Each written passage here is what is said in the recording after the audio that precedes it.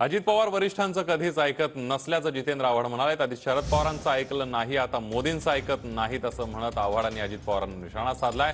तर वय कशाला काढता, हे कधी म्हातारे होणार नाहीत का, असा आव्हाडांनी निशाणा साधलाय।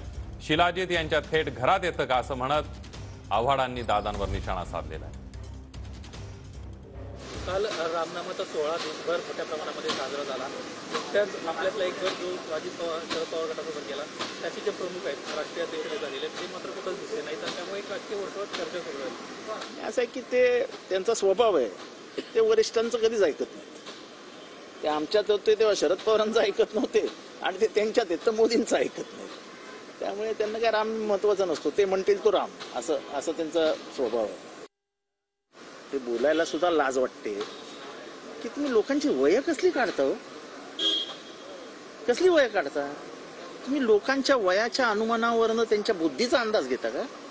हे वय वय काय लावलं या गटाने मला समजत नाही। हे कधी म्हातारे होणारच नाहीत का? हे कुठलं असं औषध खातात की त्यांना म्हातारपण येणारच नाही? मला वाटतं शिलाजीत काय डायरेक्ट येतं की काय?